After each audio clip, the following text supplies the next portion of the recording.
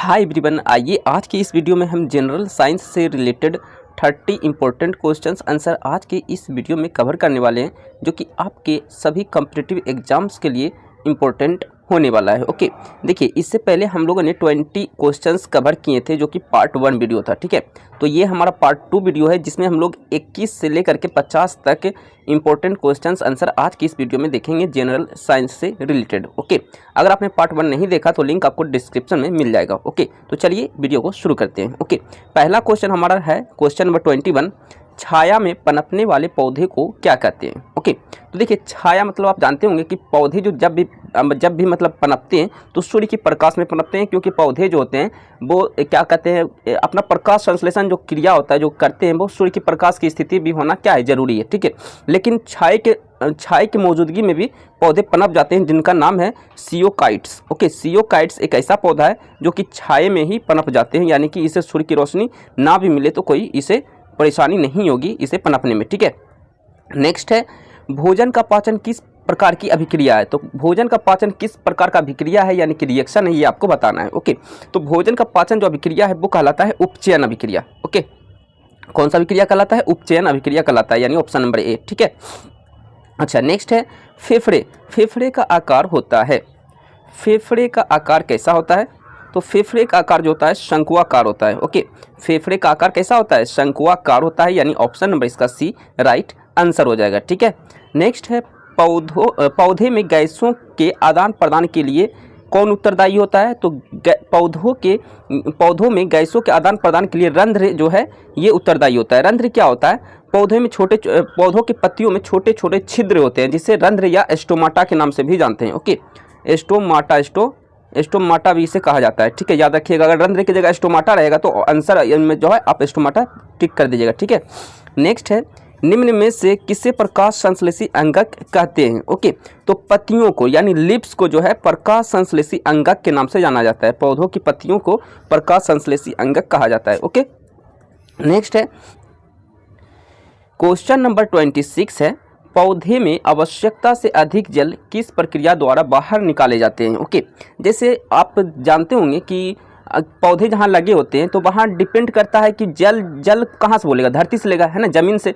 तो ज़मीन ज़्यादा नमी रहेगा, ज़मीन तो वो तो ज़्यादा आ गया जल ना, तो किसी भी चीज़ में ज़्यादा, कोई भी चीज़ ज़्यादा या कम हो जाए तो उसके लिए हानि पहुँचता है। ठीक है, तो ज़्यादा भी होना एक हानि है, कम होना भी एक हानि है। ठीक है, तो पौधों में आवश्यकता से ज़्यादा जल हो जाता है ना, तो ये बाष्पोत्सर्जन के द्वारा बाहर निकल जाता है। ठीक है, यानी ऑप्शन नंबर बी इसका राइट आंसर हो जाएगा, बाष्पोत्सर्जन द्वारा जो है पौधे जो है पानी ज़्यादा जब हो जाता है आवश्यकता से ज़्यादा उसके अंदर, तो वो बाहर निकाल लेता है। ठीक है, याद रखिएगा। ओके, मछलियों में उत्सर्जी पदार्थ क्या है, तो मछलियाँ क्या उत्सर्जित करता है, क्या निकालता है अपने पेट के अंदर मल के रूप में, क्या निकालता है, तो अमोनिया निकालता है, यानी NH3 निकालता है, अमोनिया। ठीक है, अमोनियम नहीं, अमोनियम का NH4 होता है, अमोनिया निकालता है, यानी NH3, यानी ऑप्शन नंबर डी। ठीक है, ओके चलिए उच्च रक्तचाप की अवस्था को क्या कहते हैं।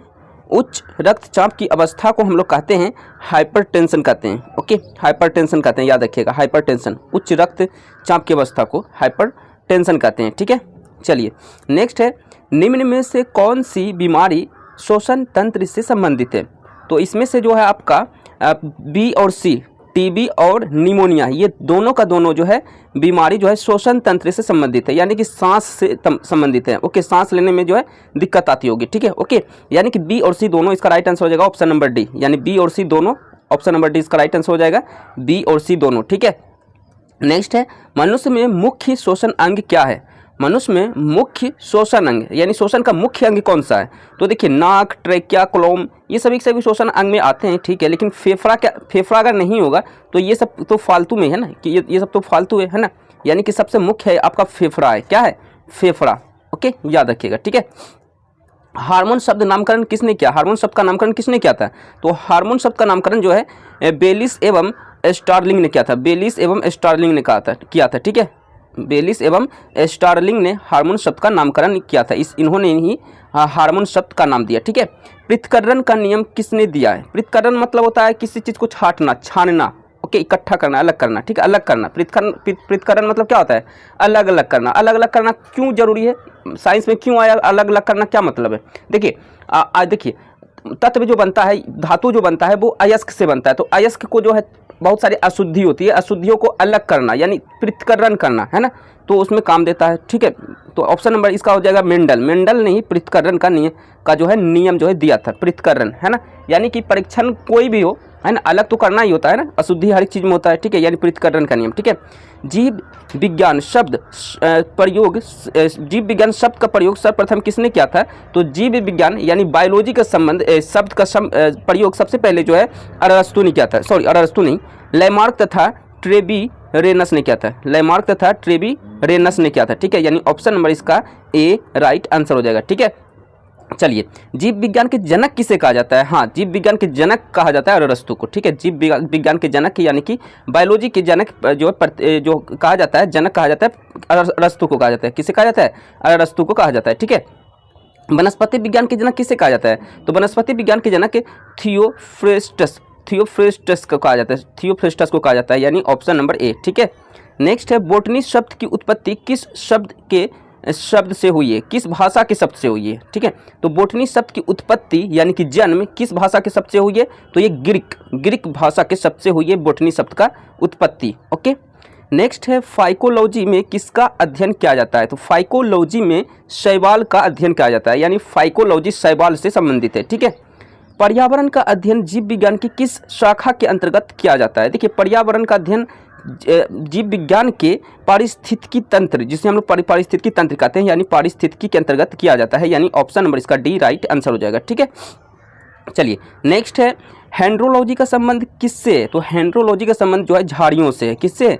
झाड़ियों से है हेंड्रोलॉजी का संबंध, यानी ऑप्शन नंबर इसका सी राइट आंसर हो जाएगा, झाड़ियों से। ठीक है, नेक्स्ट है पुष्पों का अध्ययन क्या कहलाता है जी? पुष्पों का अध्ययन जो है एंथोलॉजी कहलाता है, यानी ऑप्शन नंबर सी इसका राइट आंसर हो जाएगा, एंथोलॉजी। ठीक है, एंथोलॉजी। वनस्पति संवर्धन से संबंधित विज्ञान की शाखाओं को क्या कहते हैं? ओके, तो वनस्पति संवर्धन से संबंधित विज्ञान की शाखा को कहा जाता है हॉर्टिकल्चर। हॉर्टिकल्चर यानी ऑप्शन नंबर इसका बी राइट आंसर हो जाएगा, हॉर्टिकल्चर। ठीक है, option number B. Okay, next है एस्पोर्मोलॉजी में किसका अध्ययन किया जाता है? तो एस्पोर्मोलॉजी में बीज का अध्ययन किया जाता है, यानी ऑप्शन नंबर बी इसका राइट आंसर हो जाएगा, बीज का। ठीक है, चलिए, नेक्स्ट है एग्रोस्टोलॉजी। एग्रोस्टोलॉजी में किसका अध्ययन किया जाता है? तो एग्रोस्टोलॉजी में घासों का अध्ययन किया जाता है। ओके, यानी ग्रास का, घास का स्पेलिंग क्या होता है? ग्रास इंग्लिश में कहते हैं। ठीक है, यानी घासों का अध्ययन किया जाता है, यानी ऑप्शन नंबर इसका ए राइट आंसर हो जाएगा, घास। ठीक है, पीडोलॉजी में किसका अध्ययन किया जाता है जी?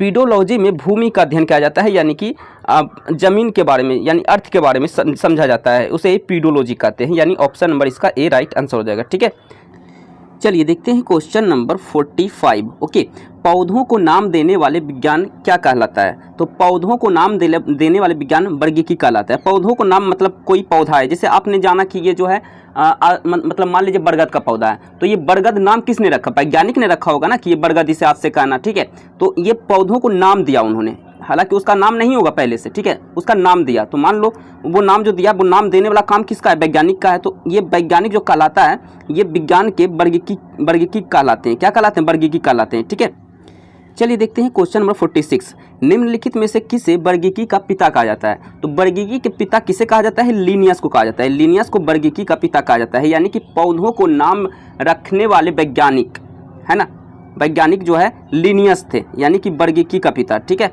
ओके, वर्गीकी के पिता। ठीक है, सूक्ष्म जीव मिलते हैं। सूक्ष्म जीव किस में मिलते हैं? रेतली मिट्टी में भी मिलते हैं, लवण युक्त पानी में भी मिलते हैं, दलदल भूमि में भी मिलते हैं, यानी इनमें सभी इसका राइट आंसर हो जाएगा। ठीक है, सूक्ष्म जीव यानी छोटे छोटे कीड़े मकोड़े जो है मिलते होंगे, आप लोग देखते होंगे, जोंक जिसे कहते हैं, वो मिट्टी में भी होते हैं। ओके, रेत में भी होते हैं। ओके, चलिए, विषाणु वृद्धि करता है। विषाणु वृद्धि करता है जीवित कोशिका में। विषाणु किसमें वृद्धि करेगा? जीवित कोशिका रहेगा तभी वृद्धि करेगा, यानी ऑप्शन नंबर ए। ठीक है, साबूदाना किससे बनाया जाता है जी? साबूदाना जो है ना साइकस से बनाया जाता है, साइकस से, ऑप्शन नंबर डी। ठीक है, फलों का अध्ययन क्या कहलाता है? पता है आपको? फलों का अध्ययन जो है पोमोलॉजी कहलाता है। Pomology, option number B. Okay, pomology. Okay, तो इसी तरह हम लोग और भी वीडियो लाएंगे, जिसमें कि हम लोग हर एक वीडियो में 30, 50, 20, 25 इसी तरह क्वेश्चंस को लेकर के हम लोग कैरी करेंगे। ठीक है, तो आज के लिए इतना ही रहने देते हैं। ओके, मिलते हैं नेक्स्ट वीडियो में नेक्स्ट क्वेश्चन के साथ। ठीक है, तो आज के लिए इतना ही। वीडियो को लाइक कर देना, चैनल पे नए हो तो सब्सक्राइब कर देना और इस वीडियो को शेयर कर देना। मिलते हैं नेक्स्ट वीडियो में। ठीक है, आज के लिए इतना ही। So thank you.